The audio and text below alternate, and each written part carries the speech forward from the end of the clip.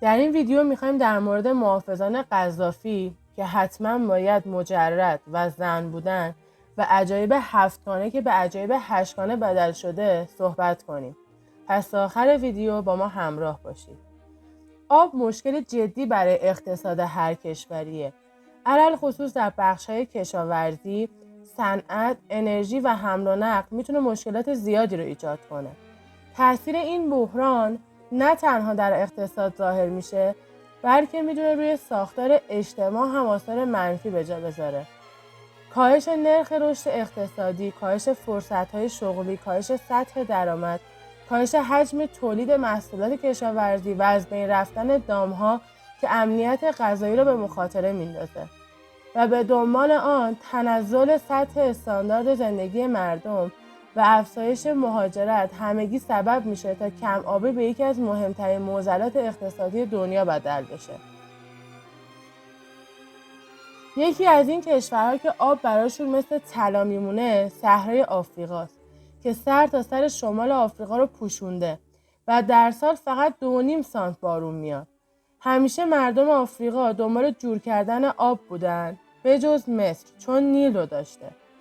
وقتی به قرن 20 میرسیم جمعیت آفریقای شمالی بیشتر میشه و مشکل کم آبی هم بیشتر نمایان میشه.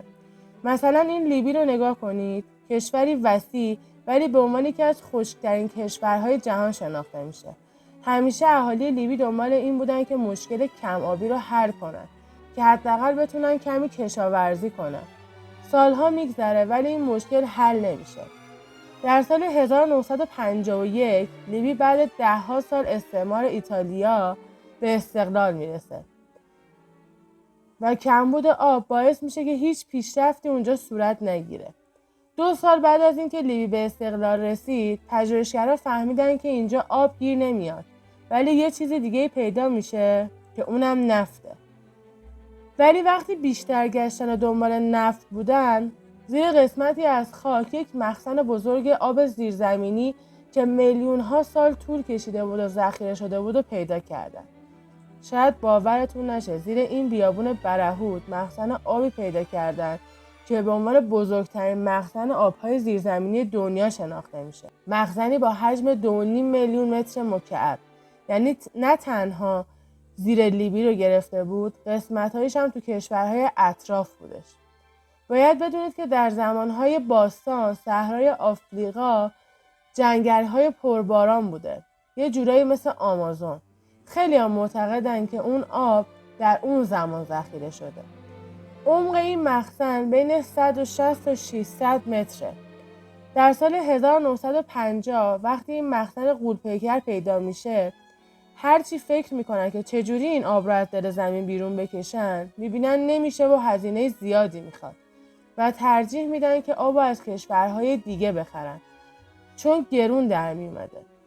و تو سال 1969 موقعی لیبی نفت فراوون داره و یکی از پولدارترین کشورهاست، معمر قذافی به قدرت میرسه و قذافی هم تندرو بوده هم تمامیت خواه، ولی با این وجود دوست داشت کشورش رو آباد کنه. اون کارهای زیربنایی زیادی رو شروع میکنه. با وجود اینکه ملت مخالفش بودن و میگفتن داره پول رو حروم میکنه، اما اون میدونست داره چی کار میکنه. یکی از کارهایی که به شدت دنبالش بود همین بود که اون آب رو بکشه بیرون و لیبی رو از این رو به اون رو کنه. به شدت دنبال این کار بود. گروه‌های مختلف بعد از سالها تحقیق و بررسی متوجه شدن که همچین پروژه‌ای شدنیه و قذافی در سال 1983 اعلام کرد که ما می‌خوایم بزرگترین رودخانه دستساز دنیا رو بسازیم.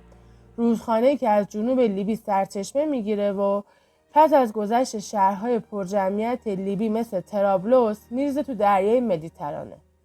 البته اگر چیزیش باقی میمون چون قرار بود این آب کاملا در لیبی مصرف بشه. در سال 1984 با بودجه‌ای که قذافی تهیه کرده بود شروع میشه و صدها چاه عمیق در مناطق تازربو و سریر حفر میشه.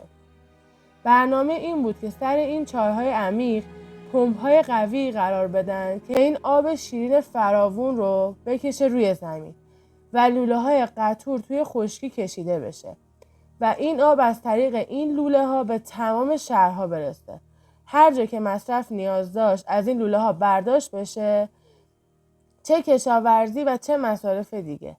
در حین اینکه این چاه‌ها حفر میشه، لوله ها هم داره کشیده میشه. پس از 7 سال فاز اول پروژه به اتمام میرسه. فاز اول که میگیم خودش یه هیوله 1600 کیلومتری از لوله های قطوره. فاز اول این بود که از تازربو لوله کشیده شده بود به اجدابیا و 2 میلیون متر مکعب آب رو منتقل میکرد. این خودش یه پروژه غول‌پیکره. پروژه بعدی که خودش سالها طول کشید این بود که لوله باید بپیچه سمت چپ و مستقیم تا طرابلس بره جلو و این بزرگترین قسمت کار بود. لوله های فرعی هم میرفت به بنغازی و سرت. بعد 5 سال لوله به طرابلس میرسه، یعنی در سال 1996. اما قذافی میگفت این کافی نیست، باید چاهای بیشتری در جنوب غربی لیبی حفر بشه که از اون برم آبو بیاریم وصل کنیم به این شبکه سراسری. میشه گفت این بزرگترین پروژه تاریخ بود که قذافی خوب از پسش برآمد. این بزرگترین رودخانه دستساز بشر هم هست. امروزه بعد از این همه خشکسالی و کمبود آب، این پروژه شاهرگ اصلی لیبی محسوب میشه و اگر نباشه لیبی یک خاک مرده است. اگر بخوایم لوله کشی کل کشور رو اندازه گیری کنیم، 6000 کیلومتر لوله کشیده شده. اینم این لوله، نه لوله های کوچیک. مثل این میمونه که همچین لوله ای از مسکو تا پاریس لوله کشی بشه. ببینید چه کار بزرگی انجام داده. از طرفی قذافی برای کل آفریقا هم برنامه داشت. میخواست اقتصاد کل آفریقا رو راه بندازه و این فعالیت قذافی اروپایی ها رو خوشحال نمیکرد و خوششون نمیومد که این اونجا یکه‌تازی کنه. بیشتر از همه اونها هم فرانسه. قذافی آفریقایی ها رو جمع کرد و میگفت بیاید یه پول واحد درست کنیم مثل اروپا. یه پول قوی، پشتیبانه تلاش هم با ما جور میکنیم. فرانسه که فرانکش توی 14 کشور آفریقا جریان داره خیلی نگران میشه و تصمیم میگیره جلوی این کار قذافی رو بگیره. شاید بگید پول فرانسه که یوروه. بله، یورو پول اتحادیه اروپاست.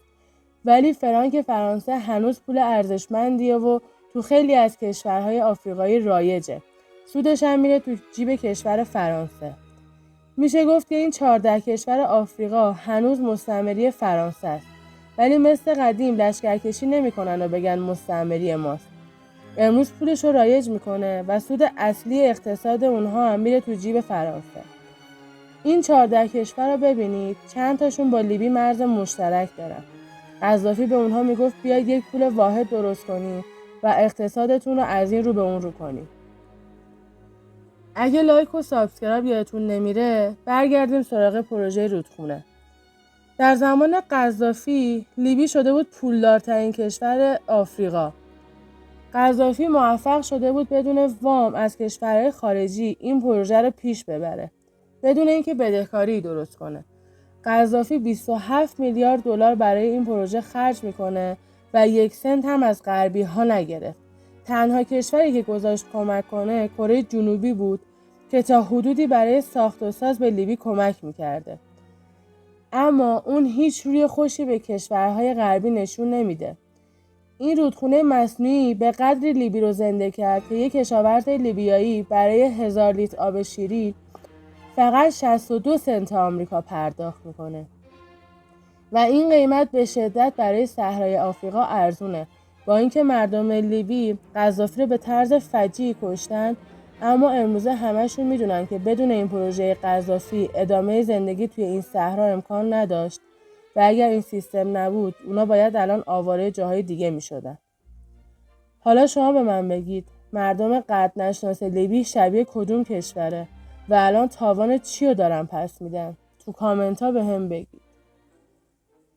شاید بگید این آب یه روز تموم میشه، ولی گفتم که این بزرگترین آب زیرزمینی دنیاست و اگر مردم لیبی همین جوری استفاده کنن 4600 سال دیگه آب دارن. تنها موقعی که میشه مصرف این آب رو بالا برد که کشورهای همجوار که گوشه های این مخزن توی کشور اوناست چاه بزنن و بخوان از این آب برداشت کنن.